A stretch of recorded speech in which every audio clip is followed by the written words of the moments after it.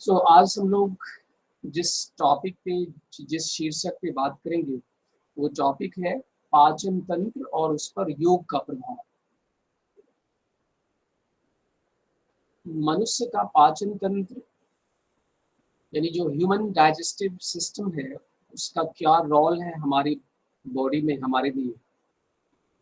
उसका उस सिस्टम के आकार प्रकार कैसा होता है, उसकी रचनाएं क्या है और उसका कार्य क्या है, उसमें कौन कौन से अंग है जो उस सिस्टम को ऑपरेट करने में अपना सहयोग प्रदान करता है। इन्हीं सब तथ्यों के बारे में आज हम लोग बात करते हैं। और लास्ट में हम जो योगाभ्यास आप लोग नियमित करते हैं उन योगाभ्यास का हमारे पाचन तंत्र पे किस तरह का प्रभाव होता है, क्या असर होता है, इस पर भी हम लोग चर्चा करेंगे। तो पाचन तंत्र क्यों इम्पोर्टेंट है हमारे लिए? पाचन तंत्र का हमारे जीवन को सस्टेन रखने में, हमारे जीवन को संचालित रखने में, हमारे शरीर के लिए किस प्रकार उपयोगी। जैसा कि हम लोग जानते हैं कि भोजन क्या है, हमारे शरीर का ऊर्जा का स्रोत है। जो हमारे शरीर के ट्रिलियंस ऑफ सेल्स हैं, टिश्यूज है, हमारे शरीर में जो ऊतक और कोशिकाएं जिससे हमारा शरीर निर्मित है, ये फिजिकल बॉडी, इन सब में वृद्धि, विकास और टूट फूट की मरम्मत, जो ग्रोथ है, डेवलपमेंट है, रिपेयरमेंट है, ये सारी जो एक्टिविटीज हैं इसको हम कंबाइंडली मेटाबॉलिज्म बोलते हैं, चयापचय की क्रिया। ये कंटिन्यूस हमारे सभी बॉडी टिश्यूज और सेल्स में होते रहता है और इसके लिए इन सेल्स और टिश्यूज को ऊर्जा की आवश्यकता होती है, एनर्जी चाहिए। और ये एनर्जी हमें मुख्य रूप से जो भोजन है, जो खाना हम लोग खाते हैं, उस भोजन के पचने से जो उसका सार है, उसका जो एक्सट्रैक्ट होता है, जो हमारी बॉडी में अब्सॉर्ब हो जाता है डाइजेस्टिव सिस्टम के थ्रू, उसी से उसको ऊर्जा मिलती है। तो पाचन तंत्र क्या करता है? तो पाचन तंत्र का जो मुख्य कार्य है, जो उद्देश्य है, वो ये है कि जो भोजन, जिस रूप में आप भोजन करते हैं, जो फूड आइटम या फूड मटेरियल जिस फॉर्म में अभी अवेलेबल है आपके प्लेट में, या आप जिसको खा रहे हैं, वो उसी फॉर्म में, सेम फॉर्म में आपका सेल और टिश्यू उसको यूटिलाइज नहीं कर पाता है, नहीं कर पाएगा। तो उसको क्या करना पड़ेगा? प्रोसेस करना पड़ेगा। उस फूड को जब तक हमारा शरीर प्रोसेस नहीं करेगा तब तक हमारे शरीर की जो सूक्ष्म कोश है, कोशिकाएं हैं, वह उसका उपयोग नहीं कर पाएगा। तो वो अनयूजेबल फॉर्म से यूजेबल फॉर्म में कन्वर्ट करना आवश्यक है। जो हमारे शरीर की जो ऊतक और कोशिकाएं हैं उसके लिए उपयोगी रूप में उसको बदलना, कन्वर्ट करना आवश्यक होता है। और यही काम कौन करता है? हमारा आपका पाचन तंत्र। पाचन तंत्र जो है, ये जो भोजन, जो फूड हम इनटेक करते हैं, उस फूड को वो क्या करता है? यूजेबल फॉर्म में सेल्यूलर और टिश्यूज लेवल पर जो यूज के लायक जो अवस्था है, उस अवस्था में उसको परिवर्तित कर देता है। और इस तरह से हमारा शरीर उसका उपयोग करता है। तो conversion of food into usable form, functional form, usable form, ये पाचन तंत्र का मुख्य उद्देश्य है। इस कार्य में पाचन तंत्र के बहुत सारे अंग हैं जो आपस में एक दूसरे के साथ कोऑर्डिनेट करके, आपस में समन्वय करके आप अपना काम करता रहता है। जैसे आप जब भोजन लेते हैं तो वो आपके ओरल कैविटी या माउथ कैविटी में, मुंह के माध्यम से आप भोजन ग्रहण करते हैं। मुंह में भी बहुत सारे एसेसरीज ऑर्गन, जैसे लिप्स है, टिथ है, पैलेट है, टंग है। ये सब क्या है? ये सब माउथ के पार्ट ऑफ द माउथ, मुंह में ये सारे अंग आपके भोजन ग्रहण करने में सहायक होते हैं। जैसे टिथ है, दांत है, ये क्या करता है? भोजन को मैस्टिकेट करता है, स्मॉल पीसेस में कन्वर्ट कर देता है, जिसको हम चबाने की क्रिया बोलते हैं। उसी तरह टंग है, ये उसको मैनिपुलेट करता है, मिक्सिंग सलाइवा के साथ मिक्स करने में हेल्प करता है। और दूसरा इसका फंक्शन है, ये एक सेंसरी ऑर्गन भी है टंग, जिससे कि आप टेस्ट लेते हैं। जो अलग अलग प्रकार के स्वाद होते हैं, मीठा, खट्टा, नमकीन, तीखा, कड़वा, ये सब जो स्वाद आप महसूस करते हैं, ये आपके टंग जो जीभ है उसमें जो पैपिली है या जो स्पेशली टेस्ट रिसेप्टर है, वही उसको ग्रहण करता है और आपके मस्तिष्क तक उस संवेदना को, उस संदेश को पहुंचाता है, और मस्तिष्क में जो टेस्ट सेंटर ऑफ टेस्ट है वो उसकी अनुभूति करता है, और इससे आपको पता चल जाता है कि वो भोजन किस टेस्ट का है। टेक्सचर और टेस्ट, ये दोनों का पता लगाता है।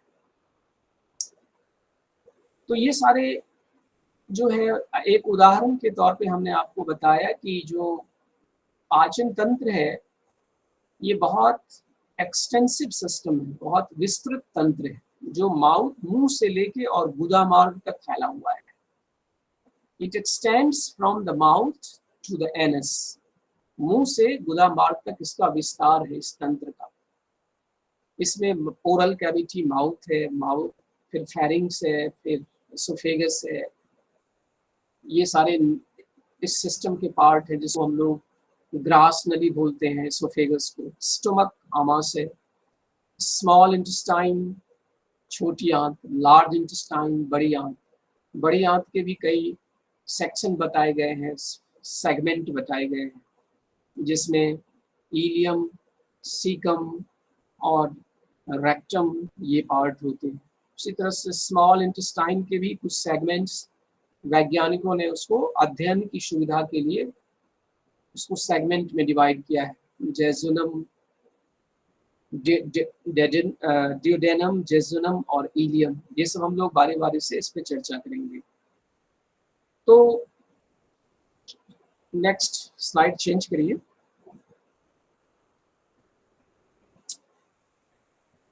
तो पाचन तंत्र हमारे लिए बहुत ही उपयोगी है। जैसे कि अन्य तंत्र हमारे शरीर के लिए उपयोगी है, वैसे ही पाचन तंत्र भी हमारे लिए उतने ही उपयोगी है, क्योंकि ये हमारे समस्त शरीर में जो ऊर्जा की आपूर्ति है, उस आपूर्ति और ऊर्जा का प्रसंस्करण, रूपांतरण जो है, उसके लिए जो फ्यूल चाहिए वो उपलब्ध कराता है पाचन तंत्र।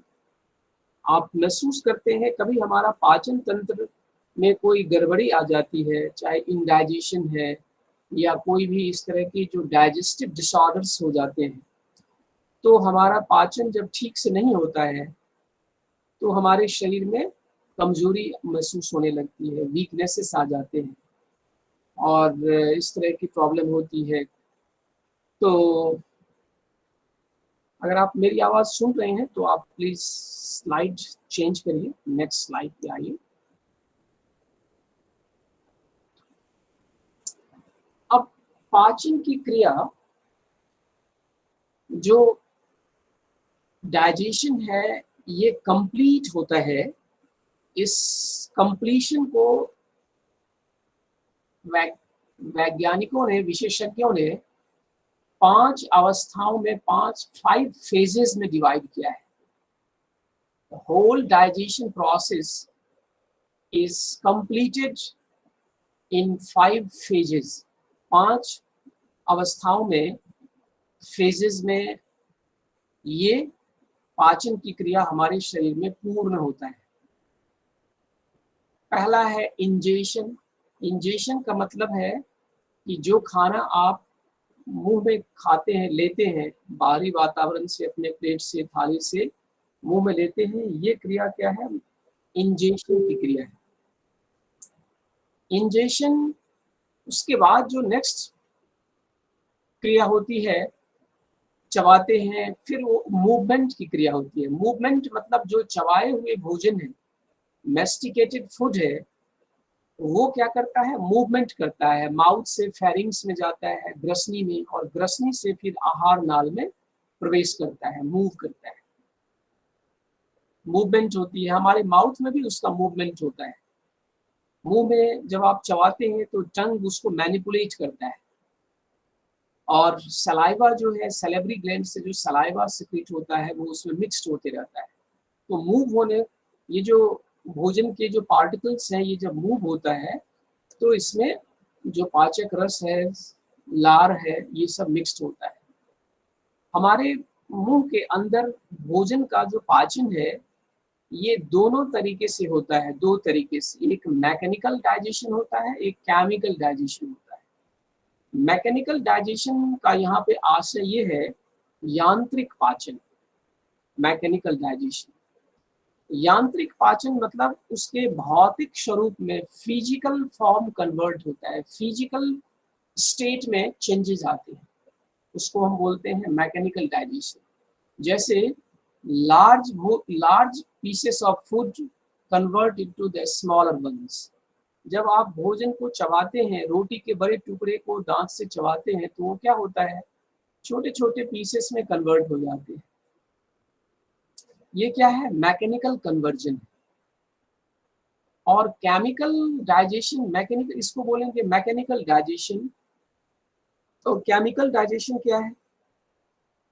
केमिकल डाइजेशन है कि भोजन में जो उपलब्ध रसायन है, जैसे कार्बोहाइड्रेट, प्रोटीन, वसा, ये सब जो स्थूल पोषक तत्व है, ये अगर विखंडित हो रहा है, टूट रहा है, ये जब ब्रेक डाउन होता है with the help of enzymes, कुछ एंजाइम के सहयोग से जब ये टूटता है, तो इस क्रिया को केमिकल डाइजेशन कहा जाता है। सो हमारे मुंह में ये दोनों प्रकार के डाइजेशन शुरू हो जाते हैं। Mechanical digestion is done by our teeth and tongue. जो टंग है, टिथ है, पैलेट है, ये सब मिलके क्या करता है? मैकेनिकल डाइजेशन करता है। और केमिकल डाइजेशन जो हमारे लार ग्रंथि मुंह में है, इस लार ग्रंथि से जो स्राव निकलता है, जो सेक्रीशंस है, सलाइवा है, इस सलाइवा में जो एंजाइम्स है, जैसे सेलेब्री अमाइलेज है, टाइलिन है, ये सारे एंजाइम क्या करते हैं? आपके भोजन में जो कार्बोहाइड्रेट के बड़े बड़े मॉलिक्यूल्स होते हैं, स्टार्च है, उसको माल्टोज में कन्वर्ट कर देता है, या इस तरह से जो भोजन के अवयव हैं, उस अवयव को वो रूपांतरित करता है। और जब वो सरल अवस्था में परिवर्तित हो जाता है, तब एब्जॉर्प्शन की क्रिया शुरू होती है। एब्जॉर्प्शन का मतलब है कि आंत में या हमारे आमाशय में, आमाशय के द्वारा जो उपयोगी पदार्थ हैं भोजन में, उसको अवशोषित करना, उसको रिटेन करना, और जो अनुपयोगी पदार्थ है उसको छोड़ देता है, उपयोगी पदार्थ को रिटेन करता है। और जो अनुपयोगी पदार्थ है, अनयूजेबल पार्ट है फूड का, वो धीरे धीरे मूव करते हुए वो हमारे मल के रूप में गुदामार्ग से, रेक्टम होते हुए, बड़े आंत से होते हुए, गुदामार्ग से होते हुए शरीर से बाहर चला जाता है in the process of defecation. तो वो एलिमिनेट हो जाता है बस। तो ये क्रियाएं हैं, इसी क्रियाओं के माध्यम से पाचन की क्रिया पूर्ण होती है शरीर में। अब इतना आपके समझ में आया होगा मेरी समझ से।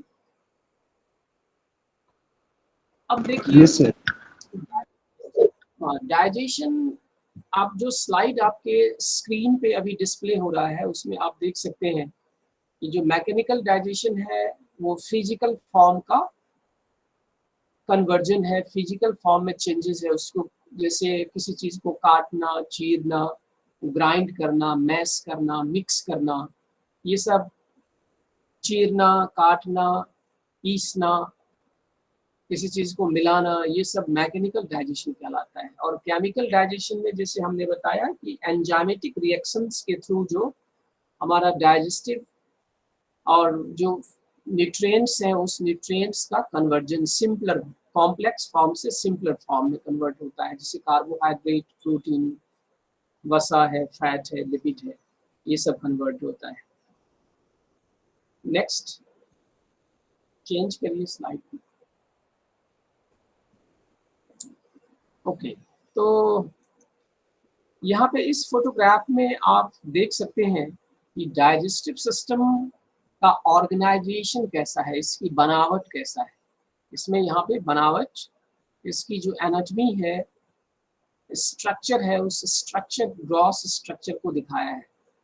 आप इसमें माउथ से ये स्टार्ट होता है, फिर फेरिंग्स है, इसोफेगस है, फेरिंग्स मीन्स ग्रसनी, इसोफेगस ग्रास नली, स्टोमक आमाशय, स्मॉल इंटेस्टाइन छोटी आंत, लार्ज इंटेस्टाइन बड़ी आंत, और रेक्टम ये लार्ज इंटेस्टाइन का ही पार्ट है जो लास्ट में जो स्टोरेज का काम, टेम्परेरी स्टोर करता है फीकल मैटर को, जो मल है, और फिर वहाँ से वो एनस और एनल ओपनिंग के थ्रू डेफिकेट हो जाता है।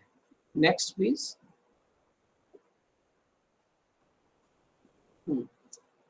अब माउथ का क्या रोल है, जैसे हमने अभी ब्रीफ में आपसे चर्चा की कि माउथ में कौन कौन से पार्ट हैं। टिथ है, लिप्स है, गम्स है, टिथ है, टंग है, पैलेट है, ये सब क्या है, माउथ के पार्ट है। सबका अपना अपना रोल है। जैसे लिप्स है, जब हम फूड को मैस्टिकेट करते हैं तो लिप्स और जो है उसको, भोजन को बाहर, मुंह से बाहर जाने से रोकता है। दांत दांत उसको चबाता है, टंग उसको मैनिपुलेट करता है, पैलेट उसको, टंग और पैलेट के बीच में वो कंप्रेस होके वो बोलस के फॉर्म में आ जाता है, गोले के फॉर्म में। फिर उसको हम निगलते हैं, एंगल्फ करते हैं, स्वैलोड करते हैं फूड को, तो फेरिंग्स में जाते हुए फेरिंग्स से नीचे उतर के वो एसोफेगस में एंट्री करता है। तो टिथ क्या करता है, मैकेनिकली ब्रेक डाउन, फूड को मैकेनिकली ब्रेक करता है, यानी भोजन के बड़े टुकड़े को छोटे टुकड़े में कन्वर्ट करता है। टंग उसको मिक्स करता है फूड को सलाइवा के साथ, और जो कि निगलने में सहायक होता है, which also help to break down the starch, जो कार्बोहाइड्रेट फूड में उपलब्ध है उसको वो ब्रेक डाउन करता है। तो ये सब क्रियाएं जो है फेरिंग्स तक होती है। यहाँ पे आप देख सकते हैं माउथ में जो ओपनिंग है, यहाँ से जब हम एंगल्फ करते हैं, स्वैल्यूड करते हैं फूड को, तो ये इस ओपनिंग एपिग्लॉटिस से होते हुए ये फ्लैप लाइक स्ट्रक्चर है, जो बैक में throat that close over the trachea, trachea जो सांस के मार्ग है उसको वो भोजन निगलते समय उसको क्लोज कर देता है, फेरिंग से होते हुए एसोफेगस में जाता है। Next please. एसोफेगस क्या है, एसोफेगस एक ट्यूब लाइक स्ट्रक्चर है,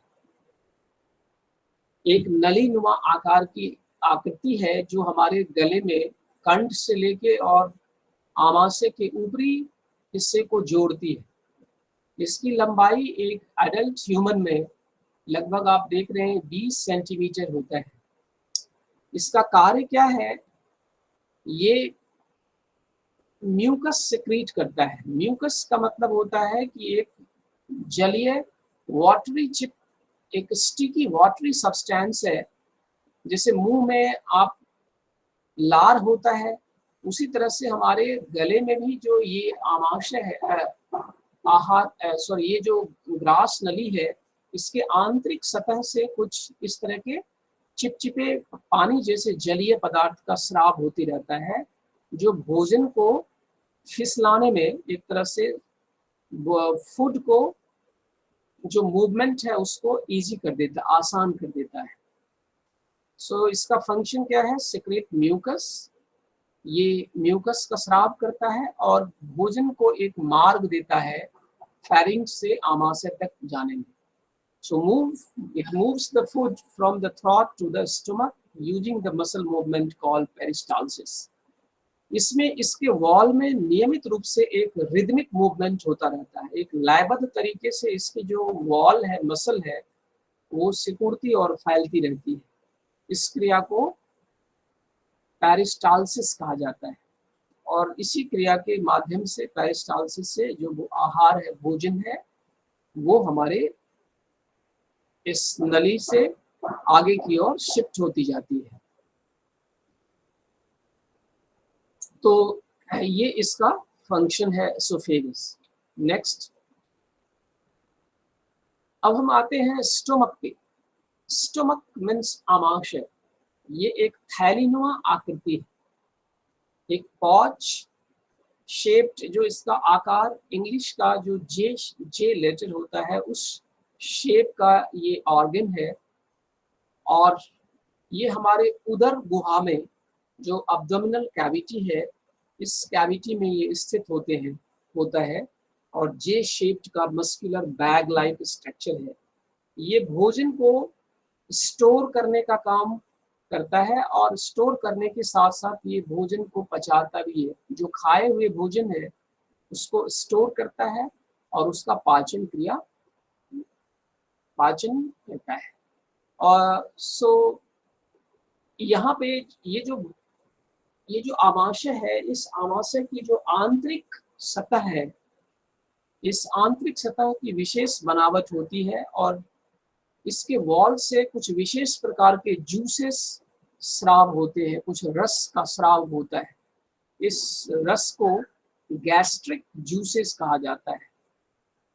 जठर रस, ये जो जठर रस है, ये भोजन में विशेष करके जो प्रोटीन है, इस प्रोटीन का पाचन में बहुत उपयोगी होता है और प्रोटीन और कुछ आंशिक रूप से कुछ लिपिड भी पचता है जो वसा के कण होते हैं। यहाँ पे जो मुख्य रूप से जो स्राव होते हैं वो एक अम्ल है, एसिड है, जिसको हाइड्रोक्लोरिक एसिड कहते हैं। ये एसिड का स्राव होती है अधिक मात्रा में, जो हमारे भोजन के जो केमिकल नेचर है, माध्यम है, उसको एसिडिक कर देता है, अम्लीय बना देता है, ताकि ये जो एंजाइम्स ठीक से काम कर पाए, ठीक से वो भोजन पे प्रतिक्रिया कर पाए। ये काम एसिड करता है और साथ ही साथ अगर भोजन में कोई हानिकारक जीवाणु भोजन के माध्यम से अगर हमारे आमाशय में पहुंच गया है तो उसको भी ये न्यूट्रलाइज करने का काम करता है, किल करने का काम करता है। और इसकी वॉल, जो इसकी वॉल है, ये वॉल भी नियमित रूप से संकुचित और प्रसारित होता है, कॉन्ट्रैक्ट और एक्सपैंड करता है लयबद्ध तरीके से, जिससे कि जो एंजाइम और जो रस भोजन इस आमाशय के वॉल से स्राव होता है वो सही तरीके से, सही प्रक्रिया में उसमें मिक्स हो सके, मिल सके उसमें। इसके लिए इसमें भी पेरिस्टाल्टिक मूवमेंट होती है। तो ये इस आमाशय का मुख्य कार्य है, भोजन को, खाए गए भोजन को स्टोर करना और उसका पाचन करना। यहाँ पे भोजन लगभग 2 से 3 घंटे तक आमाशय में पाचन की क्रिया चलती है। उसके बाद ये भोजन हमारी छोटी आंत में एंटर करना शुरू होता है और फिर आमाशय से निकलती वो आंत में प्रवेश करती है और आंत में फिर उसका पाचन शुरू होता है। Next please. अब स्मॉल इंटेस्टाइन का यहाँ पे जो छोटी आंत है उसकी लंबाई रफली लगभग 7 मीटर के आसपास एक स्वस्थ एडल्ट ह्यूमन में इसकी लंबाई एवरेज देखा गया है 7 मीटर्स। यानी सबसे लंबी जो है पाचन तंत्र का सबसे लंबा हिस्सा है ये। और इसको जैसा कि हमने बताया कि ये इसको 3 सेगमेंट में अध्ययन की सुविधा के हिसाब से इसको विभाजित किया गया है। पहला सेगमेंट जो है वो डेडेनम है, जो आमाशय से लगा हुआ है। दूसरा हिस्सा इसका जैजुनम कहलाता है, और तीसरा हिस्सा जो है वो इलियम है, जो सबसे लंबा हिस्सा है, सेगमेंट है, इसका खंड है। इस तरह से 3 खंड में ये विभाजित है। इसकी जो आंतरिक सतह होती है आंत की, ये विशेष प्रकार के इसमें अरेंजमेंट होते हैं, स्ट्रक्चर होता है। इसमें फिंगर्स लाइक जो है प्रोजेक्शन होता है। फिंगर्स लाइक प्रोजेक्शन का मतलब होता है कि उभरी हुई अनेकों आकृतियां होती है, जिसको वीली कहा जाता है। ये क्या करता है, आंत के अंदर का जो सतही क्षेत्र है उस क्षेत्र का विस्तार करता है, ताकि अत्यधिक मात्रा में जो भोजन है वो अवशोषित हो सके। तो ये सरफेस एरिया को इंक्रीज करता है। ये जो आप ऐसे समझ सकते हैं कि ये क्या है, फोल्ड है, इनर लेयर का फोल्डिंग। जैसे कि अगर किसी बड़े लंबे कपड़े को अगर छोटे से ब्रीफकेस में डालना है, तो हम क्या करते हैं, उसको कई फोल्ड में फोल्ड कर देते हैं, फिर उसको रखते हैं। ऐसे ही हमारे इंटेस्टाइन का जो इंटरनल लेयर है वो फोल्डेड स्ट्रक्चर है, और ये सरफेस एरिया को इंक्रीज करता है। और इसमें जो माइक्रोविली होती है, विली के ऊपर भी कुछ माइक्रोस्कोपिक स्ट्रक्चर है जो एब्सॉर्प्टिव सरफेस को बढ़ा देता है। यानी जो अवशोषण, भोजन का जो अवशोषण होता है, इस अवशोषण के लिए जो क्षेत्र है, जो सतह है, उस सतह को विस्तार देता है। ये इसकी विशेषता होती है। अधिकांश भोजन के जो अवयव होते हैं वो छोटी आंत में ही अवशोषित होती है, जो इलियम वाला हिस्सा है वहां पे अवशोषित हो जाती है। आगे चलिए, नेक्स्ट। यहाँ पे इस स्लाइड में आप देख रहे हैं जो न्यूट्रिएंट्स, जो पोषक तत्व है भोजन में, वो यहीं से छोटी आंत से अवशोषित होके वो ब्लड स्ट्रीम का पार्ट बन जाता है। हमारे जो रक्त परिसंचरण तंत्र है, उस तंत्र में आके वो डिसॉल्व न्यूट्रिएंट्स जो है वो हमारे सर्कुलेटरी सिस्टम में एंटर करता है, और कुछ जो है वो लिम्फेटिक सिस्टम के थ्रू भी वो प्रोसेस होता है लीवर में आके। यहाँ पे क्या क्या एब्जॉर्ब होता है ये आपके स्क्रीन पे है, देखिए। 80% इंजेस्टेड वाटर, जो जल का लगभग 80% जो भाग है वो हमारी छोटी आंत में अवशोषित हो जाती है। इसके साथ साथ विटामिन्स, मिनरल्स, जो हम लोग सूक्ष्म पोषक तत्व लेते हैं, जिसमें कि अलग अलग तरह के विटामिन्स होते हैं। ये विटामिन्स कुछ खनिज लवण, कार्बोहाइड्रेट, प्रोटीन, वसा, ये अधिकांश इसके हिस्से जो है ये छोटी आंत में अवशोषित, अब्सॉर्ब हो जाते हैं। यहाँ से छोटी आंत से भी कुछ रस स्रावित होती है, जिसको इंटेस्टिनल जूसेस कहा जाता है, और ये भी पाचन क्रिया में महत्वपूर्ण भूमिका निभाती है। छोटी आंत में कुछ जो एसेसरी ऑर्गन्स होते हैं, सहायक, जो पाचन तंत्र के सहायक अंग हैं, जैसे लीवर है, पैंक्रियाज है, गॉल ब्लैडर है। ये जो पैंक्रियाज है, गॉल ब्लैडर है, लीवर है, इसके डक्ट भी, इसकी नली भी यही छोटी आंत में ही खुलती है। खास करके छोटी आंत के सबसे पहले खंड में, डेडेनम वाले हिस्से में, और वो भी अपने स्राव को यहीं पे पोर्ड कर देते हैं नली के माध्यम से। पैंक्रियाज से पैंक्रिएटिक जूसेस स्राव होते हैं, अग्नाशयिक रस। उसी तरह लीवर जो बाइल सिक्रीट करता है, वो बाइल गॉल ब्लैडर में स्टोर होता है, और गॉल ब्लैडर से फिर वो हमारी छोटी आंत में एंट्री करके हमारे भोजन को पचाने में सहायक होता है। तो इस तरह से जो है छोटी आंत इम्पोर्टेंट है। चेंज करिए प्लीज, नेक्स्ट। हाँ, अब लार्ज इंटेस्टाइन यहाँ पे आप देख सकते हैं कंपैरेटिवली स्मॉलर है, इसका जो लेंथ है ये 1.5 मीटर्स यानी 1.5 मीटर के आसपास लंबी है, और ये स्मॉल इंटेस्टाइन की तरह अधिकांश जो भोजन के पोषक तत्व है वो हमारे स्मॉल इंटेस्टाइन में ही अब्सॉर्ब होते हैं। यहाँ पे बहुत आंशिक मात्रा में कुछ चीजें होती है, जैसे एक्स्ट्रा वाटर है वो अब्सॉर्ब होता है, कुछ विटामिन हैं, सर्टेन विटामिन वो अब्सॉर्ब होते हैं। तो इसका जो रेक्टम पार्ट है, जो लास्ट पार्ट है, ये क्या करता है, जैसे हमने पहले भी चर्चा किया कि short term storage which holds the faecal matter, जो मल का हिस्सा है उसको कुछ समय के लिए स्टोर करता है और फिर उसको एक्सपेल कर देता है, शरीर से बाहर कर देता है।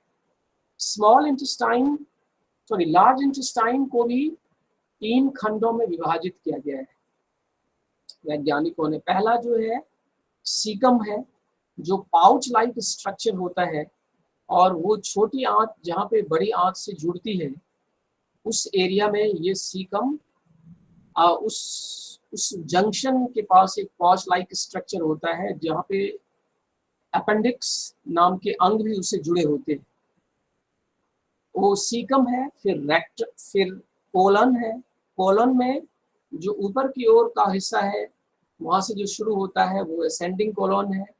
फिर आप यहाँ पे जो देख रहे हैं जो क्षैतिज बनावट है ये इसको ट्रांसवर्स कोलन बोलते हैं। और उसके बाद जो नीचे का हिस्सा है वो डिसेंडिंग कॉलन है, फिर सिग्मोइड कॉलन होता है, फिर वो रेक्टम में कन्वर्ट हो जाता है।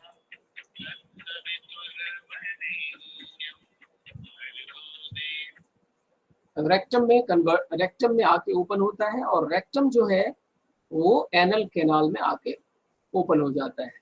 तो इस तरह से ये बड़ी आंत जो है ये कंपैरेटिवली ब्रॉडर होता है, चौड़ा होता है छोटी आंत से, और इसमें भी फोल्डिंग्स होते हैं, इसकी आंतरिक सतह पे भी कई फोल्डिंग्स होते हैं।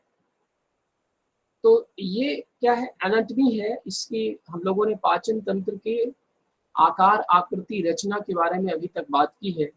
अब हम मेन ऑर्गन जो पाचन तंत्र के जो मुख्य अंग है इसके अलावा जो कि डायरेक्ट पाचन तंत्र का हिस्सा बन सीधे तौर पे पाचन तंत्र की जो डायरेक्ट पार्ट है वो बनाता है, उसके बारे में अभी हम लोगों ने बात की। अब हम कुछ एक्सेसरी ऑर्गन के बारे में देखते हैं जो डाइजेस्टिव सिस्टम का डायरेक्ट पार्ट तो नहीं है, उस नली का जो जीआईटी है, गैस्ट्रोइंटेस्टिनल ट्रैक्ट है, उसका डायरेक्ट हिस्सा तो नहीं है, लेकिन वो डाइजेशन में अपना इम्पोर्टेंट रोल प्ले करता है।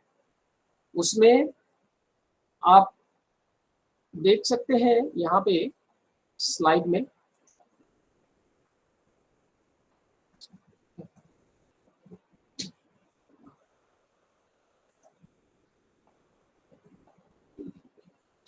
वहां से प्ले कर डिस्प्ले कर रहा है और स्लाइड में चलो ओके। तो एक्सेसरी ऑर्गन्स, द ग्लैंड,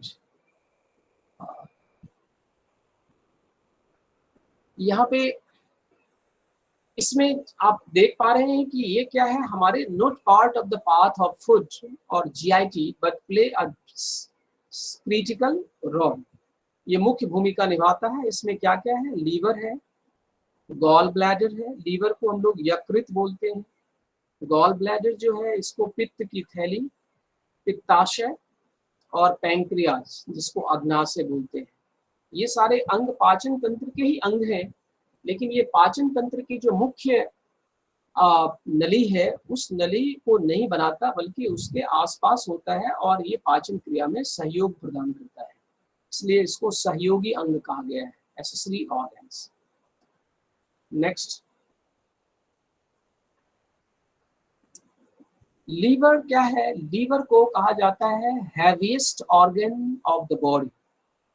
ये बॉडी का एक हैवीएस्ट ऑर्गन है। हैवीएस्ट मतलब सबसे मास में, मात्रा में अधिक होता है, और ये हमारे पाचन क्रिया को सीधे रूप से प्रभावित करता है। ये क्या करता है पाचन क्रिया में ऐसा जो हमारे पाचन के लिए जरूरी है? तो लीवर जो है ये एक रस प्रोड्यूस करता है जिसको पित्त कहा जाता है। बाइल, बाइल प्रोड्यूस करता है, और ये बाइल टेम्परेरली गॉल ब्लैडर में आके स्टोर होता है। और ये बाइल क्या करता है? ये बाइल, हम लोग जो चिकनाई खाते हैं, भोजन में जो चिकनाई होता है, फैट है, उस फैट को ये ब्रेक करने का काम करता है, तोड़ने का काम करता है। फैट के लार्ज मॉलिक्यूल्स को स्मॉलर मॉलिक्यूल्स में, छोटे छोटे जो बड़े मॉलिक्यूल्स को छोटे मॉलिक्यूल्स में, अणु को में कन्वर्ट करता है। इसको हम एमल्सिफिकेशन ऑफ द फैट बोलते हैं। फैट का एमल्सिफिकेशन करना, जो वसा है उसके बड़े बड़े जो अणु हैं उसको छोटे छोटे अणुओं में तोड़ना। ये इसलिए इम्पोर्टेंट है क्योंकि जब तक ये पित्त का स्राव नहीं होगा, हम लोग जो चिकनाई या जो फैटी चीज के खाते हैं वो डाइजेस्ट नहीं हो पाएगा। जिन लोगों का लीवर में कोई डिसफंक्शन हो गया, कोई प्रॉब्लम हो जाती है, उन लोगों को आप देखेंगे कि जो तेलीय चीज है, चिकनाई वाली चीज है, वो कम खाना चाहिए और वो नहीं पच पाता है। तो लीवर का इम्पोर्टेंट रोल है किसमें? पाचन क्रिया में। साथ ही साथ लीवर केवल बाइल का ही प्रोडक्शन नहीं करता, लीवर बहुत सारे काम करते हैं शरीर में। ये एक तरह से फैक्ट्री है, मल्टी डायमेंशनल फैक्ट्री है, जो कुछ चीजों को स्टोर भी करता है। हम लोग जो भोजन करते हैं उसमें कुछ विटामिन है, कुछ इस तरह की चीजें हैं, न्यूट्रिएंट्स है, उसको ये टेम्पररी स्टोर करता है, संचय करता है, इकट्ठा रखता है। लीवर डिटॉक्सिफाई करने का भी काम करता है। जो ड्रग्स, इसी तरह की दवाई हम लोग खाते हैं, इस दवाई में जो केमिकल्स होते हैं उस केमिकल्स को भी ये डिटॉक्सिफाई करता है। और अल्कोहल है, पॉइजन है, ड्रग्स है, ये सबको भी फिल्टर करने का काम, तोड़ने का काम करता है।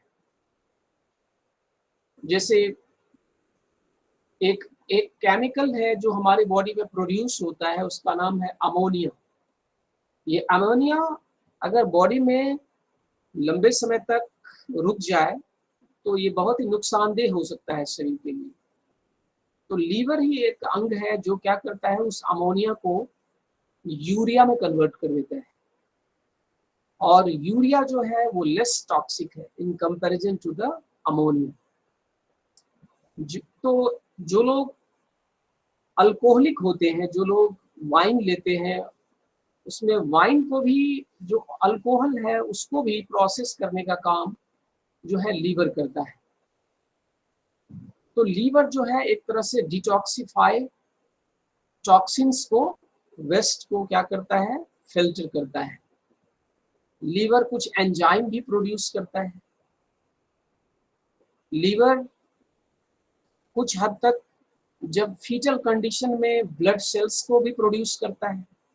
जब तक बोन मैरो कंप्लीटली फॉर्म नहीं होता बॉडी में, तब तक वो भी काम करता है। तो इस तरह से इसके कई मल्टी फंक्शनल ऑर्गन है लीवर। यकृत, नेक्स्ट।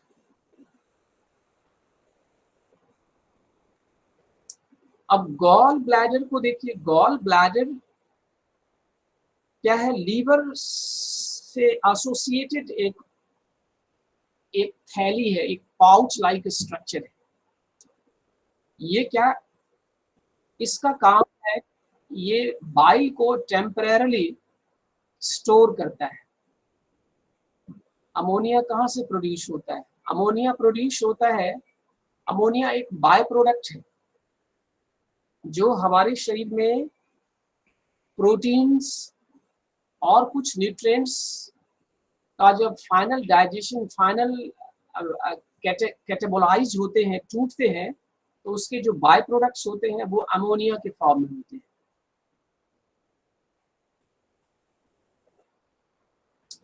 तो गॉल ब्लैडर क्या है? एक ऑर्गन है, पॉच लाइक स्ट्रक्चर है, जो टेम्परेरली बाइल को लीवर के जो यकृत जो पित्त का स्राव करता है, पित्त को प्रोड्यूस करता है, उसको ये टेम्परेरली अस्थायी रूप से संचित करता है, स्टोर करता है, और उसको ये कॉन्सेंट्रेट भी करता है बाइल को।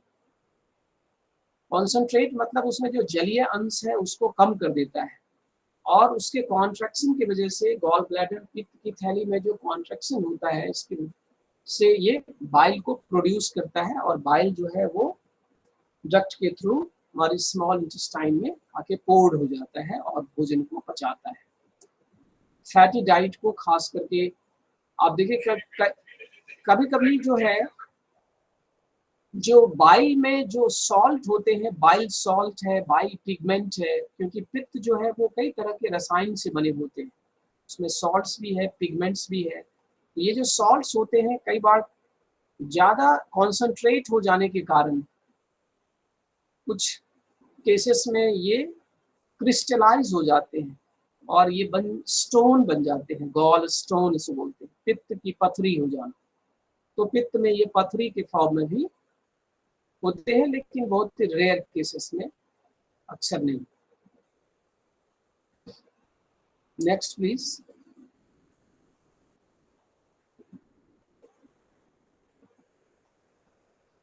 हाँ, अब नेक्स्ट है पैंक्रियाज। पैंक्रियाज को हम हिंदी में अग्नाशय बोलते हैं। अग्नाशय ये भी एक महत्वपूर्ण अंग है। इसके पाचन क्रिया में तो इसकी भूमिका है ही, साथ ही साथ हमारे शरीर में जो शर्करा है, जो शुगर है, कार्बोहाइड्रेट है, इसके मेटाबॉलिज्म में भी ये महत्वपूर्ण भूमिका इसकी होती है। पैंक्रियाज एक ऐसा अंग है जो हार्मोन्स के साथ साथ जूसेस भी स्राव करती है। पैंक्रियाज से जो रस निकलता है, जो पैंक्रियाज का अधिकांश बाहरी हिस्सा है, इसमें कुछ विशेष प्रकार की कोशिकाएं हैं जो पाचक रस स्रावित करती है। इसको पैंक्रिएटिक जूसेस बोलते हैं। इस जूसेस में कई प्रकार के एंजाइम्स होते हैं, जैसे pancreatic amylase, pancreatic lipase, lipid को पचाने वाला, वसा को पचाने वाला, कार्बोहाइड्रेट को पचाने वाले, इस तरह अलग अलग तरह के एंजाइम्स होते हैं जो भोजन के अलग अलग अवयवों को पचाने का काम करता है। इसके साथ साथ पैंक्रियाज की जो आंतरिक हिस्सा है, जो सेंट्रल पार्ट है, उसमें भी कुछ खास तरह की कोशिकाएं होती है जो आपस में एक ग्रुप में होती है। इसको आइलेट्स कहा गया, आइलेट ऑफ लैंगरहैंस या पैंक्रिएटिक आइलेट्स कहा जाता है। ये जो पैंक्रिएटिक आइलेट्स है, पैंक्रियाज की जो द्वीप शिखाएं हैं, इसमें विशेष प्रकार की कोशिकाएं हैं, जैसे beta cell, alpha cell, delta cell, ऐसे कई तरह के सेल्स होते हैं जो विशेष प्रकार के हार्मोन स्राव करते हैं। जैसे आपने नाम सुना होगा इंसुलिन का। ये इंसुलिन एक हार्मोन्स है, हार्मोन जो हमारे शरीर में शर्करा के चयापचय को रेगुलेट करता है, यानी जो शुगर का मेटाबॉलिज्म है, या शुगर जो ब्लड शुगर है, इस ब्लड शुगर के रेगुलेशन में ये अपना इम्पोर्टेंट रोल प्ले करता है। जो खाना हम लोग खाते हैं उससे जो कार्बोहाइड्रेट पच के जो शुगर के फॉर्म में ब्लड में आता है, उसको ये कोशिका और ऊतक में प्रवेश देने में ये बहुत महत्वपूर्ण भूमिका निभाता है। आपने सुना होगा एक बीमारी होती है जिसका नाम है डायबिटीज, मधुमेह। इस मधुमेह में खास करके जो मधुमेह के पहला प्रकार होता है, टाइप 1 होता है, ऐसे लोगों में देखा गया है कि इंसुलिन नाम के हार्मोन का स्राव कम हो जाता है, क्योंकि जो बीटा सेल्स है वो किसी वजह से डिस्ट्रॉय हो गया तो इंसुलिन का स्राव मात्रा कम आ गया, और उसकी वजह से जो खून में शुगर की मात्रा है, जो शर्करा है, वो प्रॉपर उस वो मोबिलाइज नहीं हो पाता है और उसकी मात्रा बढ़ने लगती है। तो इंसुलिन जो है वो क्या करता है, ब्लड शुगर को एडजस्ट करने का काम, ब्लड शुगर को मैनेज करने का काम करता है। और इसके विपरीत एक और हार्मोन होता है जिसका नाम है ग्लूकागोन। ये ग्लूकागोन क्या करता है, इंसुलिन के जस्ट विपरीत काम करता है। जैसे रक्त में अगर शुगर की मात्रा आवश्यकता से या सामान्य से अधिक होने लगता है तो इंसुलिन का स्राव बढ़ जाता है, ताकि रक्त में शुगर की मात्रा को नियंत्रित, संतुलित किया जा सके। परंतु कभी कभी रक्त में जो शर्करा है इसकी मात्रा कम हो जाती है किसी वजह से। जैसे आपने खाना खाया और एक मील और दूसरे मील के बीच में अगर गैप हो गया तो उस बीच में ब्लड शुगर की मात्रा अगर कम होती है तो जो ग्लूकागोन नाम का हार्मोन है ये क्या करता है, हमारे लीवर में जो स्टोर्ड ग्लाइकोजन के फॉर्म में जो शुगर है उसको कन्वर्ट करके ब्लड में लाता है, ताकि ब्लड में शुगर की मात्रा संतुलित बना रहे। और संतुलित रहेगा तो शुगर जो है ये क्या है, chief source of energy, so energy का एक फ्यूल है।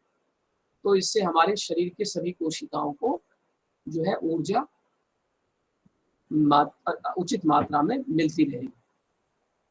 तो इस तरह से जो है ये इंसुलिन और ग्लूकागोन दोनों एक दूसरे हमारे शुगर के मेटाबॉलिज्म, जो बॉडी ब्लड शुगर है उसको मैनेज करने में इम्पोर्टेंट रोल प्ले करता है। तो ये हमने आपको पैंक्रियास के बारे में हम लोगों ने बात करी।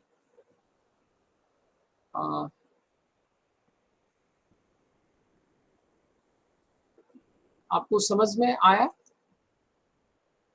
थोड़े बहुत आया होगा। चलिए। Yes sir. तो यस सर। हाँ, ये क्या है, पाचन तंत्र की बनावट और पाचन तंत्र के कार्य के बारे में आज हम लोगों ने बात की। अब हम थोड़ा सा हम लोग योग पे चर्चा करते हैं कि जो भी योगाभ्यास हम लोग दैनिक जीवन में या आपके सिलेबस में जो भी योगाभ्यास है, चाहे वो षटकर्म है, आसन है, मुद्रा बंध है, प्राणायाम है, या ध्यान, धारणा प्रत्याहार, धारणा ध्यान, जो भी अभ्यास आप लोग करते हैं वो हमारे पाचन तंत्र को किस तरह से प्रभावित करता है या पाचन तंत्र पे उसका क्या प्रभाव देखा जाता है। तो हम लोग शुरू करते हैं षटकर्म के अभ्यास से। जो षटकर्म में मुख्य रूप से जो अभ्यास पाचन तंत्र को अत्यधिक प्रभावित करता है उसमें धौती की क्रिया है। आपने षटकर्म में धौती के बारे में आप पढ़े होंगे, कोई बताएंगे धौती क्या होता है?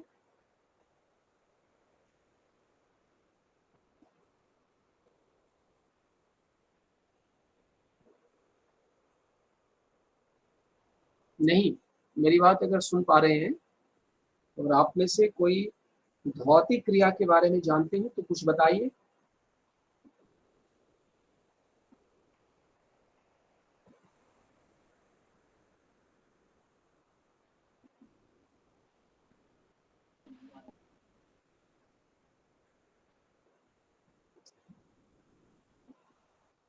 कोई धौती कर्म जिसे नेति, धौती बस्ती तथा नेति, नौली, त्राटक, कपालभाति, ये क्रियाओं का नाम आपने नहीं सुना है?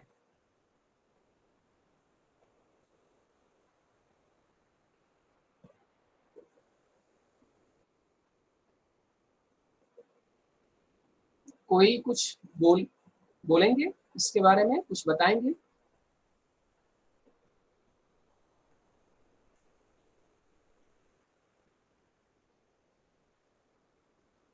धौती कर्म के बारे में। आप लोगों ने कभी कोई प्रैक्टिस किया है नेति क्रिया का, कपालभाति? Yes sir.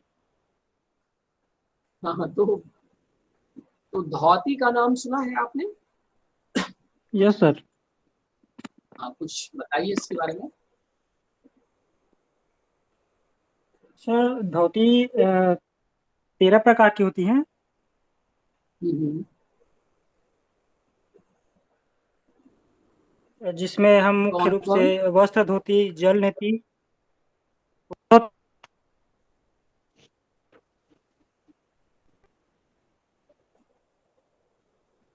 हेलो। हम्म, हाँ सुन पा रहे हैं, आप तो सुन पा रहे हैं हम, बताइए, बोलिए, कंटिन्यू। वस्त्र धोती, जल नेति, सूत्र नेति।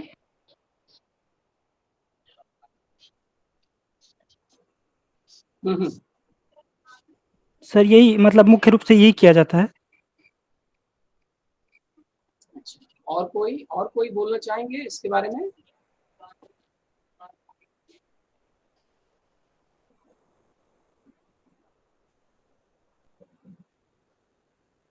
नहीं।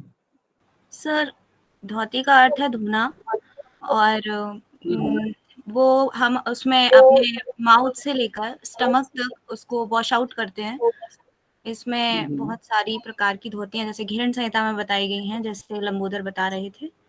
हम्म, वारिसार, वहिनीसार, बहिष्कृत, तो इस तरीके से फिर उसमें और दंत धोती उसको कैरेक्टराइज किया जाता है। Overall mouth to stomach wash out करने के लिए एक प्रक्रिया अपनाई जाती है। डिफरेंट डिफरेंट तरीके से वो धोती है। good। तो चलिए, आप लोग परिचित हैं धौती से। धौती कर्म क्या है? एक षटकर्म का हिस्सा है, षटकर्म का पार्ट। और धौती मीन्स होता है धोना, किसी चीज को सफाई करना, क्लीन करना।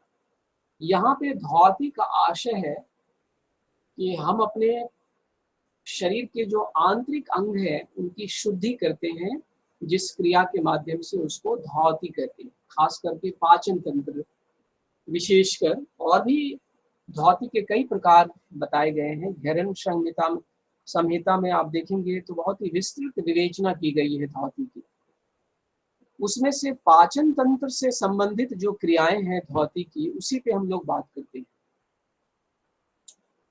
जैसे एक वमन धौती है, जिसको कुछ लोग कुंजल क्रिया भी बोलते हैं। वमन करना, वमन धौती, जिसको आप आधुनिक भाषा में कह सकते हैं यौगिक वॉमिटिंग।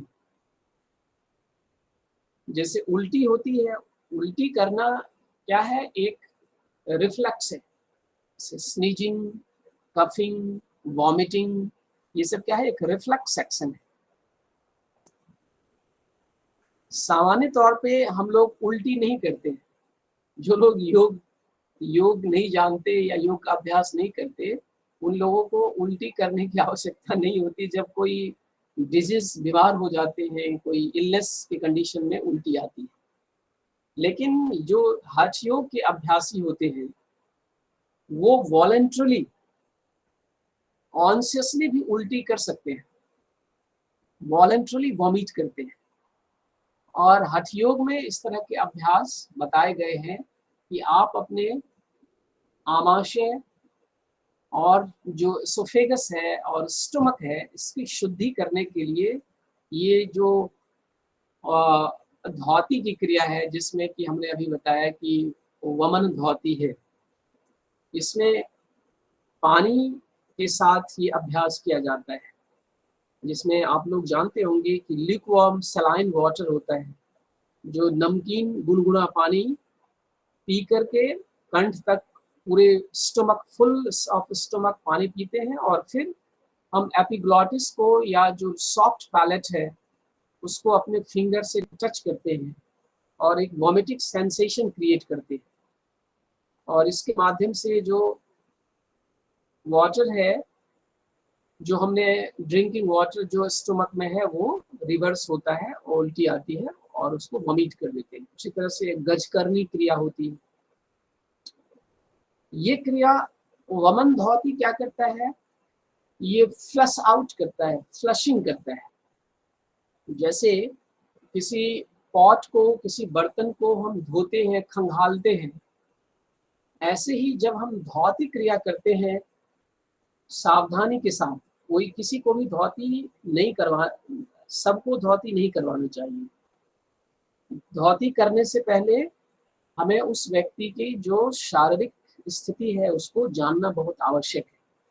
जैसे कोई व्यक्ति हृदय रोग का मरीज है, या उसका रक्तचाप बहुत बढ़ा हुआ है, ब्लड प्रेशर बढ़ा है, या कोई पेशेंट है जो हार्निया का कंडीशन वाला है, या कोई पेशेंट जिसको अल्सर है, खास करके गैस्ट्रिक अल्सर है,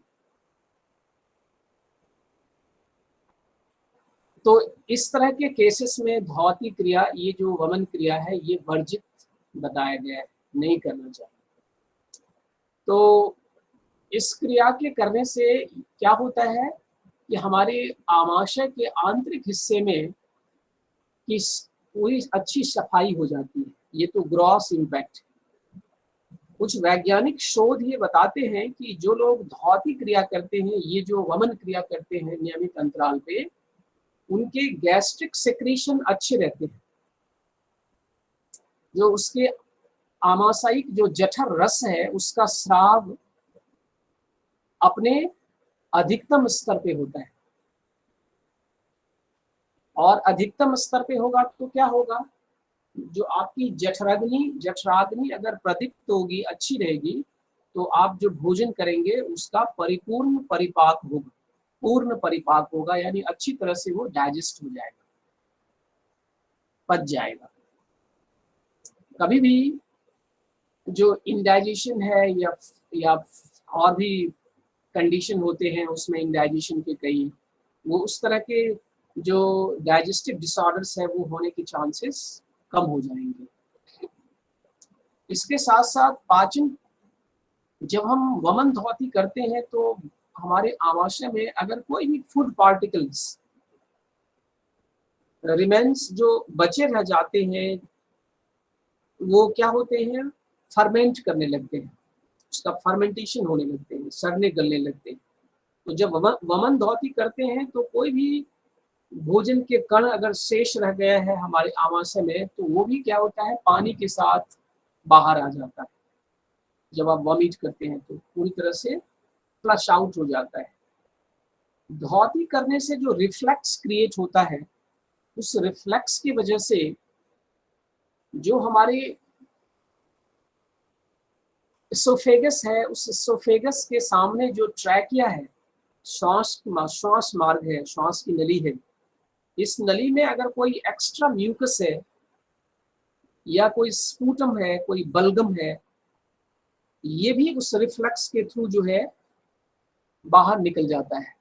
तो इस तरह से जो दमा के रोगी हैं, एस्थमेटिक पेशेंट्स होते हैं, या जिन लोगों को कफ जनित रोग है, कफ ज्यादा बनता है, कफ दोष बढ़ा हुआ है, ऐसे लोगों के लिए भी धौती की क्रिया बहुत ही उपयोगी होता है।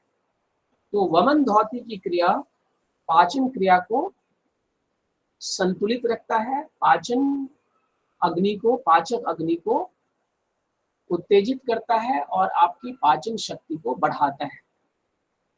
इसके साथ साथ वस्त्र धौती भी बताए गए हैं। वस्त्र धौती जिसमें कि हम कॉटन फैब्रिक्स होते हैं, इस कॉटन फैब्रिक्स जो 4 फिंगर्स या 4 अंगुल चौड़े और लंबे कॉटन के जो फैब्रिक्स होते हैं, उसको धीरे धीरे निगला जाता है धौती, वस्त्र धौती के माध्यम से।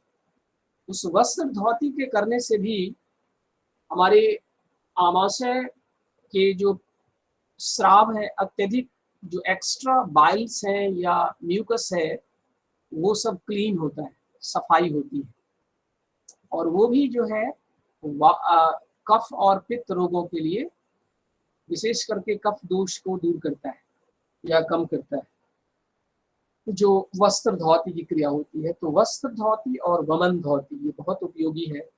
इसके साथ ही धौती के अन्य प्रकार भी बताए गए हैं, जैसे वहनिशार धौती या उसको अग्निशार धौती भी कहा गया है, जिसमें कोई भी चीज हमें बाहर से लेने की आवश्यकता नहीं होती है। जैसे अभी हमने बताया कि पानी पी के वॉमिट करना, लीक वार्म सलाइन वाटर, या कॉटन फैब्रिक्स खाना, वस्त्र को खा के फिर उसको बाहर निकालना। ये जो अग्निशार क्रिया है, इसमें हम क्या करते हैं, पद्मासन या किसी भी ध्यानात्मक आसन में बैठ के, आपको विधि मालूम होगा, और अग्निशार क्रिया करने से पहले थोड़ा सा उद्यान बंद का अभ्यास करना चाहिए और अपने उदर को, श्वास को पूर्ण तरह से रेचक करके और बंद लगाते हैं, और बंद के साथ साथ जो है अपने जो अब्डोमिनल मसल्स है, इस मसल्स को रिपीटेडली कॉन्ट्रैक्ट करते हैं, अपने कॉन्ट्रैक्ट टुवर्ड्स द स्पाइन, अपने स्पाइन की तरफ उसको खींचते हैं, फिर रिलीज करते हैं, खींचते हैं, रिलीज करते हैं। तो इस तरह से रिपीटेडली कॉन्ट्रैक्ट एंड रिलीज करते हैं। इस क्रिया को अग्निशार क्रिया कहा जाता है या वहनिशार क्रिया। ये क्रिया हमारे आमाशय और आंतरिक जो एब्डोमिनल कैविटी है और स्टमक के अंदर जो कैविटी है, उसमें रिपीटेडली नेगेटिव प्रेशर क्रिएट करता है। ये नेगेटिव प्रेशर क्रिएट होने की वजह से क्या होता है कि जो ब्लड फ्लो है वो इमीडिएटली चेंज होता है, अल्टर्ड होते रहता है, और जिससे कि आपकी आमाशय के रक्त संचार जो है अच्छा रहता है, और उससे जो पाचक रस है या उसका जो फंक्शन है वो ऑप्टिमाइज होता है। स्लगिश डाइजेशन को ठीक करता है, अपच में उपयोगी होता है, लीवर के फंक्शन को बूस्ट अप करता है ये अग्निशार क्रिया। और आपके अगर पेट के हिस्से में, उधर के हिस्से में अगर वसा का जमाव हो गया है, एक्स्ट्रा फैट डिपोजिट हो गया है, तो उसको भी रिड्यूस करने में ये हेल्पफुल होता है अग्निशार क्रिया। तो अग्निशार धौती भी हमारी पाचन क्रिया को क्या करता है, इम्प्रूव करता है, पाचन को इम्प्रूव करता है। इसके साथ साथ एक वारिशार धौती बताए गए हैं, जिसको शंख प्रक्षालन भी कहा जाता है। आप लोगों में से सुना है किसी ने नाम शंख प्रक्षालन की क्रिया?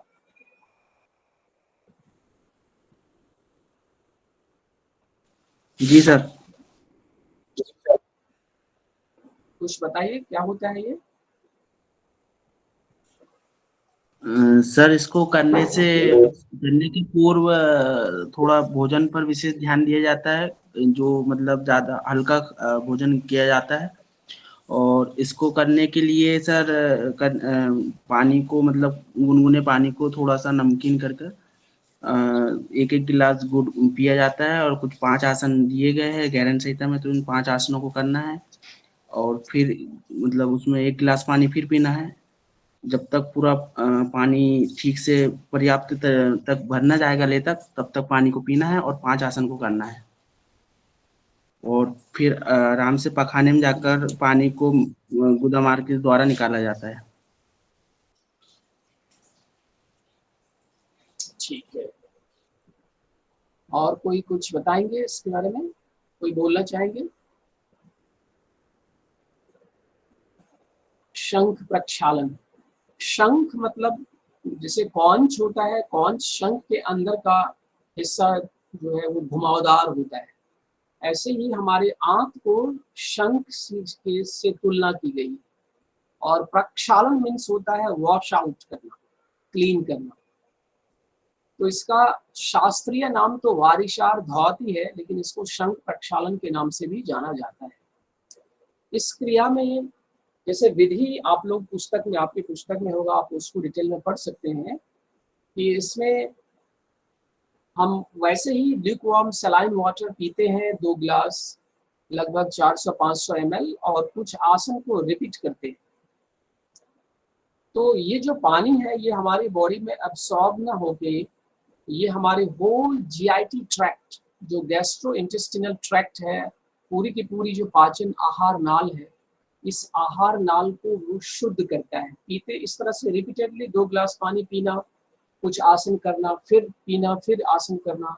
सो हम जब 10, 12, 14 गिलास पानी इस तरह से पीते हुए आसन करते हैं, पीते हैं 2-2 गिलास करके, तो फिर वो हमें जो है मोशन आता है और वो पानी हमारे आंत में जो भी डेब्रिस या डिकेइंग मैटर या जो मल, ओल्ड डिकेइंग मल है, फीकल मैटर है, इस मल को सबको क्या करता है, वो बाहर निकालता है।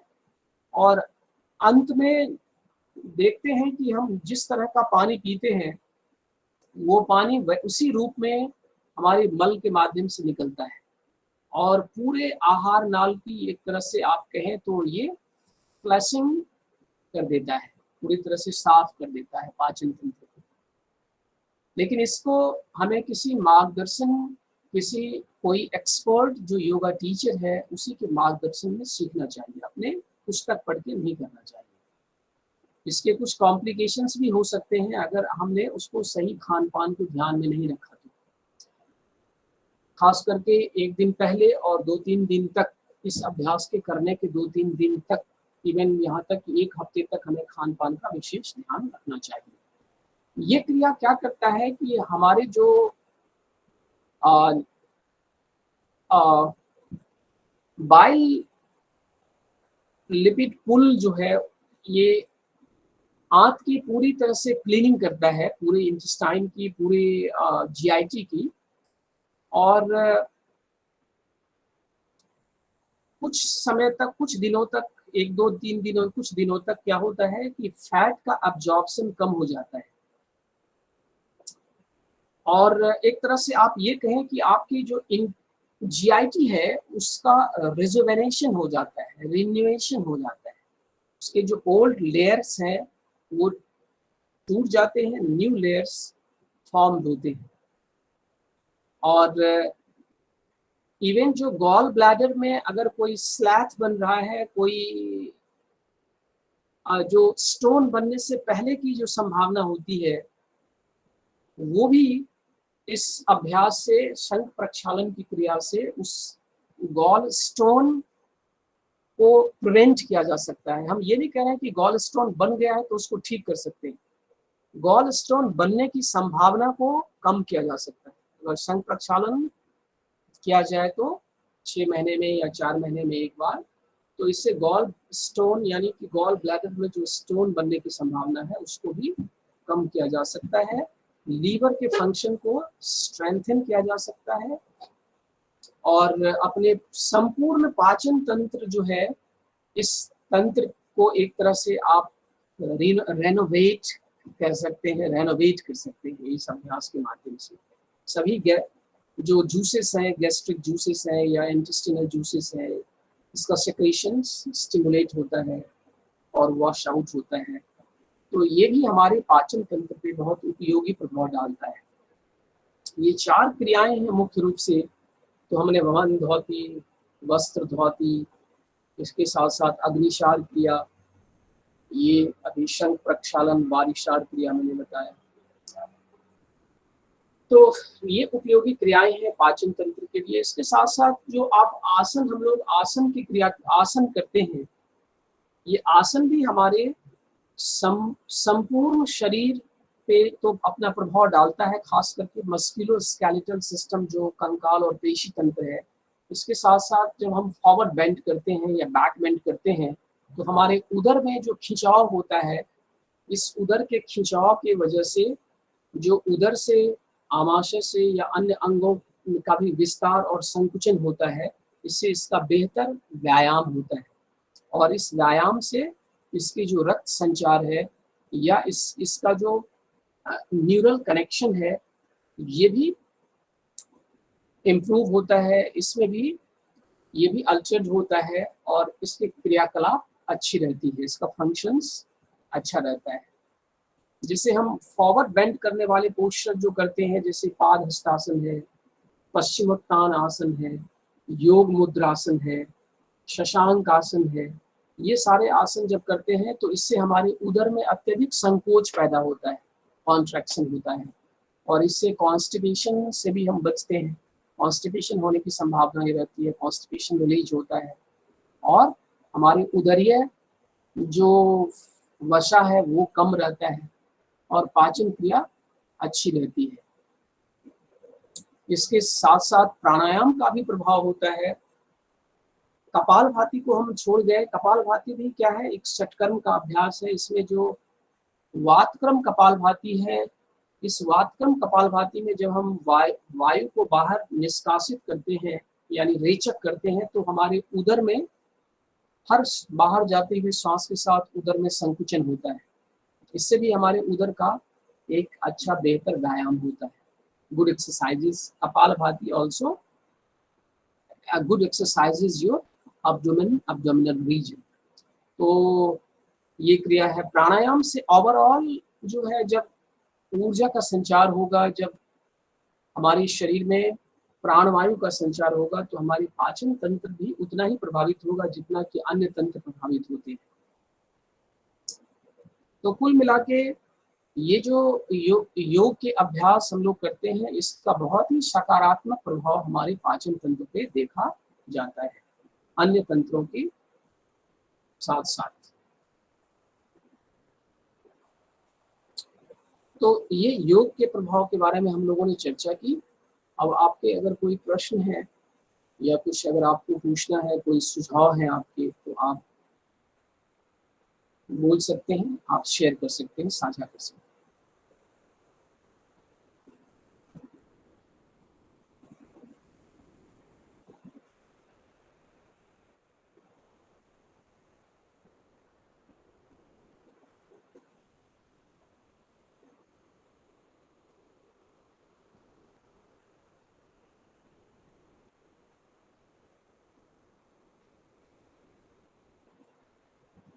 कोई प्रश्न है आपके पाचन तंत्र से संबंधित या योग और पाचन तंत्र से संबंधित, तो आप बिना संकोच का पूछ सकते हैं। या कोई आपके कोई आइडिया, कोई सुझाव, तो वो भी आप साझा कर सकते हैं। सर, जैसे कि किसी को स्किन एलर्जी है या उसको अर्थराइटिस है या और दूसरी बीमारियां, तो उस समय क्या भोजन करना चाहिए, कितनी मात्रा में करना चाहिए, ये सब थोड़ा। देखिए, वो तो जब तक हम लोग केस को नहीं देखेंगे, कोई केस को नज़दीक से नहीं देखेंगे, तब तक उसके बारे में एग्जैक्ट कोई सजेशंस या प्रिस्क्रिप्शन करना थोड़ा मुश्किल होता है। लेकिन स्किन डिजीजेज जो होते हैं वो आयुर्वेद के अनुसार, चूंकि आयुर्वेद में वात, पित्त और कफ का कॉन्सेप्ट है, तो उसमें अधिकांश जो त्वचा से संबंधित रोग होते हैं, उसमें पित्त के एग्रवेट होने से, पित्त के तत्व के बढ़ने से, वात पित्त जो पित्त है उसके बढ़ने से जो स्किन डिजीज बताए जाते हैं, रोग बताए जाते हैं। और हम लोग प्राकृतिक चिकित्सा और योग की दृष्टि से भी देखें तो रक्त में जो विषाक्तता है, रक्त की जो विषाक्तता, जो टॉक्सिसिटी है, टॉक्सिक मैटर बढ़ने से भी स्किन डिजीज होने की संभावना रहती है। आयुर्वेद में और भी बताए गए हैं, और चीजें भी बताई गई है कि आहार, कुछ आहार विरुद्ध आहार माना गया है। मतलब एक आहार के साथ, एक भोजन के एक आहार के एक अवयव के साथ दूसरे अवयव को लेना, कुछ चीजों का कॉम्बिनेशन जो है उसको विरुद्ध माना गया है। जैसे दूध और नमक, ये विरुद्ध आहार है। उसी तरह और भी कई तरह के विरुद्ध आहार। तो ये विरुद्ध आहार लेने से भी स्किन डिजीजेस होने की संभावना होती है, ऐसा आयुर्वेद मानता है। तो भोजन के बारे में योग में बहुत ही स्पष्ट धारणा है, स्पष्ट विवरण बताए गए हैं कि जो लोग योग का अभ्यास करते हैं या योग साधक हैं, उन लोगों को भोजन से संबंधित अनुशासन का पालन करना चाहिए। उसके लिए ये जो हठ योग है, हठ योग में मिताहार के बारे में बताया है। मित आहार, फ्रेंडली डाइट। और मित आहार में 3-4 बिंदुओं पे विशेष बल दिया गया है। एक तो भोजन की मात्रा पे बहुत मात्रा बताया गया है कि हमें कितनी मात्रा में भोजन करना चाहिए। तो उसमें ओवर डाइट को बिल्कुल अवॉइड करने के लिए कहा गया है। मतलब चतुर्थांश विवर्जित, हमारे आमाशय का 1/4 हिस्सा 1/4 पार्ट को खाली रखने के लिए कहा गया है। ओवर डाइट में क्या होता है, हम आवश्यकता से ज्यादा भोजन कर लेते हैं तो हमारे आमाशय पूरी तरह से फुल हो जाता है। योग कहता है कि आप कभी भी ओवर डाइट ना करें, जितना भूख है उससे थोड़ा कम खाना खाएं। चौथे हिस्से जो है अपने आमाशय का, जठर का खाली रखें। ये क्या है, क्वांटिटी ऑफ डाइट। क्वालिटी में कहा गया है कि ऐसे भोजन जो ताजा है, रस प्रधान है, सुगंधित है, जिसमें सत्व की मात्रा ज्यादा है, ऐसे आहार लेना चाहिए। यानी कहने का अर्थ है कि सात्विक भोजन के जो गुण होते हैं, ऐसे भोजन को प्राथमिकता देनी चाहिए। और तीसरी बात है कि भोजन जिस समय आप ले रहे होते हैं, कर रहे होते हैं, उस समय आपकी मेंटल स्टेट कैसा है, मानसिक स्थिति किस तरह की है। अगर आप बहुत ज्यादा तनाव में हैं, चिंतित हैं, उद्विग्न हैं, गुस्से में हैं, चिड़चिड़े हैं, तो उस मेंटल स्टेट में आप भोजन नहीं करें, ना करें। थोड़ा रिलैक्स होने की कोशिश करें, थोड़ा मेडिटेशन करें, थोड़ा शवासन का अभ्यास करें, तो प्राणायाम कर लें 5-10 मिनट। जब आप शांत एकांत हो जाए, जब आप रिलैक्स हो जाए, तब भोजन ग्रहण करना चाहिए। और भोजन ग्रहण करने से पहले जहाँ कहीं भी आपकी श्रद्धा हो, आस्था हो, उन भगवान को, उन इष्ट को भोजन समर्पित करके खाना चाहिए, उनको ऑफर करना चाहिए भोजन का कुछ हिस्सा। तो उसको भुज्यते शिव संप्रीति, ईश्वर को, भगवान को, जो जहाँ कहीं भी आपकी आस्था है उसको समर्पित करके भोजन करना चाहिए, प्रेयर करके। खास करके भोजन करने से पहले भी हमें प्रेयर, जो प्रार्थना है, उसके माध्यम से भोजन करना चाहिए। अगर इन चीजों को हम पालन करते हैं तो भोजन जो है वो हमारे आपके शरीर में अपने गुणकारी प्रभाव और अपने पुष्टिकारक प्रभाव डालता है। तो ये इस तरह के अनुशासन योग में बताए गए हैं, भोजन से संबंधित अनुशासन। बाकी श्रीमद् भगवत गीता में भोजन के गुण बताए हैं, आहार के गुण। उसमें सात्विक, राजसिक और तामसिक जो 16वें अध्याय है, उसमें आप देखेंगे तो वह विस्तार से बताया है कि सात्विक भोजन के क्या क्या प्रॉपर्टीज होते हैं, राजसिक के क्या क्या प्रॉपर्टीज होते हैं, और तामसिक के क्या क्या प्रॉपर्टीज होते हैं। ये सब यौगिक व्यू है डाइट के बारे में। उसी तरह से अर्थराइटिस है, तो अर्थराइटिस को भी आयुर्वेद में वात जनित रोग माना गया है। वात की अधिकता से होने वाले रोग के रूप में देखा जाता है अर्थराइटिस को। तो वात जनित चीजें जो वात को बढ़ाता है, वात दोष को बढ़ाता है, ऐसे आहार से बचना चाहिए या कम करना चाहिए। नियमित रूप से व्यायाम करना चाहिए। व्यायाम का मतलब कोई भी फिजिकल योगाभ्यास सबसे बेस्ट है, सबसे अच्छा है, क्योंकि इसमें एक्टिव और पैसिव दोनों तरह की स्ट्रेचिंग होती है, जिससे जॉइंट के सपोर्टिंग स्ट्रक्चर, चाहे लिगामेंट्स है या टेंडन है या मसल है, वो सब की मजबूती, सबका स्ट्रेंथनिंग होता है। तो इस तरह से जो है आर्थराइटिस के भी कई प्रकार बताए जाते हैं आधुनिक चिकित्सा विज्ञान में।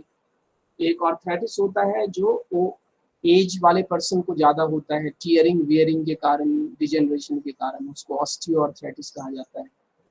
एक इन्फेक्टिव आर्थराइटिस होता है, या उसको वो किसी भी एज में हो सकता है, आरए रिमेटॉइड आर्थराइटिस, एक गाउट होता है, एक्यूट आर्थराइटिस होता है। अलग अलग तरह के आर्थराइटिस होता है।